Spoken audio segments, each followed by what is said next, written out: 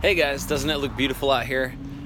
In my usual spot, I go to this cafe on the daily called Finn Smith, I believe it's called.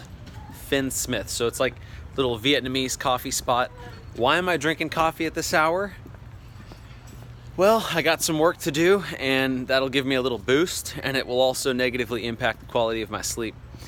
Anyways, what I want to talk about is 3 things that I have learned from my entrepreneurial journey. Now, I feel like I shouldn't even use the word entrepreneur or entrepreneurial, because that word gets bandied about by people who are not necessarily entrepreneurs. So because of that, I don't want to say that I am. Whenever people ask me what I do, I think, well, I pretty much just set goals and go after them. Like that's my career, that's my job, that's what I do. If you're gonna go with job labels, you could say actor and author and different things like that, online coach, stuff like that. But at the end of the day, I'm really somebody who sets goals and goes after them. Here we go, crossing the street. This is so great. Crossing the street with the phone in front of my face.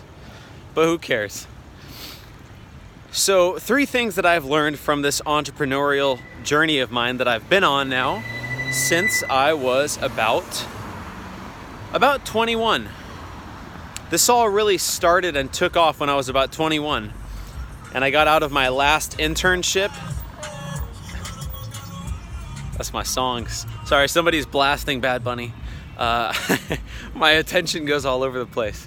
So, this journey started when I was about 21. I was leaving my last internship at Liberty Mutual, and that's when I kind of realized that I wanted to work for myself, that I wanted to start doing my own thing, because I had a lot of personal goals and I didn't see how any of them could flourish under the constraints of working a 9-to-5. I also knew that what I was doing, though, was pretty risky, so I had to give it a lot of thought and consideration. And I think that's one of the mistakes that people make when they get into, I'd like to be an entrepreneur, and they see the glitz and the glam of what it could be. The truth of the matter is, there ain't no glitz and glam for a damn long time, if ever. If you ever end up getting glitz and glam, it simply is not the reality of what it is. What it is you pretty much have to motivate yourself to work every single day. And even if you're following your passion, not every aspect of it is exciting. There's going to be a lot of parts of what you do, even if it's something you love, there's going to be a lot of parts that you don't enjoy. Some of the things I do throughout the day, I shoot these videos, I edit them, I upload them, I create content, I post, I respond, I do acting, I work on my online business, I write, I do a lot of different things. I try to make sure that I enjoy it all. So this is one of the number one things that I learned, is that you need to be having fun with the overall process. You need to be having fun with the overall process. It needs to get you up in the morning and get you excited. It needs to be something that you can look forward to. I do my best work when I'm excited and when I'm looking forward to what I have in front of me. So here's how that works for me. Vietnamese coffee. Here's how that works for me. I don't know if y'all can tell I have makeup on right now because I just got headshots done. So if my skin looks a little better than usual, it's makeup. It's not a new diet. So here's how I make sure that I stay excited with my work. One of the biggest things that I learned was that you cannot circumvent sleep. You cannot chronically sleep deprive. I would get very, very pumped up with a lot of early morning diatribes. A lot of people saying get up early, get more hours in the day, etc., etc. While there can be some truth to that, what they are really preaching is that you need to be disciplined about getting your ass to bed. You need to get to bed. It's not sleep less, it's you need to make better use of the hours that you have throughout the day. So if you're going to back the clock up in the morning, then you got to back the clock up at night. So that's one of the ways that I stay excited about things. The other way is that I don't only have one coal in the, one iron in the fire. So I don't like to do one thing only. I personally enjoy doing multiple things. I like to have multiple projects going on. Now, when you're starting something, you need to focus on one thing at a time. When you are first building something, you need to focus on one thing at a time. But over time, you learn how to manage different things in different aspects of your life, keep the ball rolling forward on multiple projects. You learn to develop a team and things like that. So to me, that's made the whole process a lot more exciting.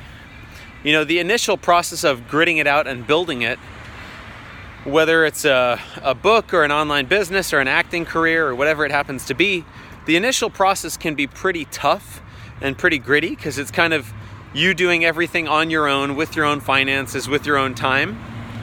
And not many people can understand that. That's a tough life to be an entrepreneur.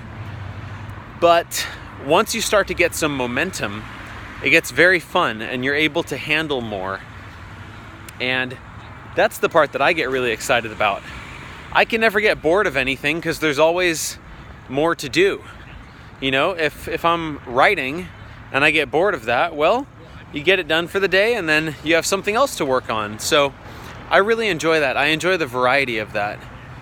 And that's not something that only comes with being an entrepreneur. I think a lot of people can find that same sense of satisfaction from any job.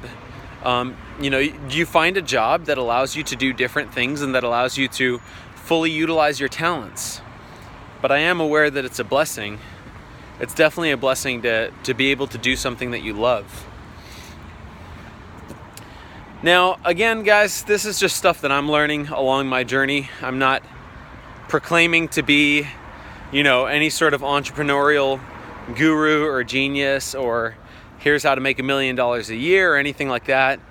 I'm not that guy. I'm just sharing my experiences and what works for me.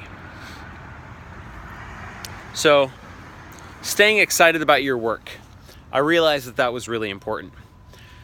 The next thing that I realized was very important was learning how to structure and organize goals. This is probably my favorite topic to talk about, but creating, setting, structuring, organizing goals. I realized that I needed to have a few goals that were manageable targets that I could actually achieve in multiple areas of my life. I set one for my personal development, for my finances, 2 for my career, for my health and fitness, and another one that was also career oriented. So I had about 6 yearly goals in all. And I like to have that sort of a format. I like to have 5 to 6 yearly goals. You know, so maybe it's reading a certain amount, exercising a certain amount, or getting up at a certain time. Maybe it's saving a certain amount of money. It might be, for me, it was like self-publishing a book with Dr. Naiman this year. So I set those different little goals. And that's the stuff that every single morning when I wake up, I write those down and I'm excited about that. That's the stuff that gets me very fired up. I love the process of setting goals and working on them and achieving them. It just makes life exciting. So that was the second thing I learned, how to effectively create goals, work towards them, manage multiple goals at once, and over time achieve them. It's an ongoing process. I haven't figured it out yet. Still working on it. And then I would say the third thing that I have learned in this journey is to be understanding of myself, to not beat myself up, to not judge myself, to not try to work myself to a pulp. I tend to get very inspired by obsessive people. You know, a lot of the big heroes in my life were obsessive. Kobe Bryant, obsessive. Gary Vee, obsessive. Michael Jackson, obsessive. These people that had, you know, and have a pretty myopic focus in life, and they're able to, you know, just go extremely hard. When I see that, I view those kind of guys. We could also throw The Rock in there too, Dwayne Johnson. When I see those kind of guys, I get inspired and I think like, well, shit, I'm not doing anything. Like compared to those guys, Arnold, that's another one. I think like, man, I'm not doing anything. Those guys are like really doing it. So I would try to compete at their level, but I ain't at their level, not yet. You know, it takes time to build towards that. It's like seeing a bodybuilder who is squatting 400 pounds and has a great physique, and then you think, well, damn, how come I'm not squatting 400 pounds? And you go and you try the 400 pounds and you crush yourself. You are crushed under the weight of the 400 pounds. It's because you're not at that level yet. It takes time. You're gonna have to build towards that. It takes time to do that. So I had to learn to be understanding of myself, which took time, it took effort, energy, but really it just took patience. It took knowing like, look, this stuff takes time to build and you can't ever shortcut the process. You have to be patient and you have to, you know, set your daily goals, work towards those. If you don't achieve every single one of them every day, you could still take your time with it and not beat yourself up over it. So that's all been a learning process for me, and this journey hasn't ended. It's literally just getting started. You know, people say that to like sound cool, like I'm just getting started. I'm actually just getting started. Like, you know, this started at 21 and I'm 24 right now, so it's an exciting journey. But it's sort of the path that I've chosen for myself. There was a certain crossroads in my life where I decided I want to see if I had no fear and I really went for my highest potential, who could I become? What could I do? What could I contribute? You know, but really like, who could I become? So that's what we're trying to figure out. This is an experiment. This is a life experiment. I'm trying to figure out who can I become if I put my best foot forward and really go for it, you know, with no holds barred, nothing holding me back. So we'll find out, guys. We'll find out. Journey continues.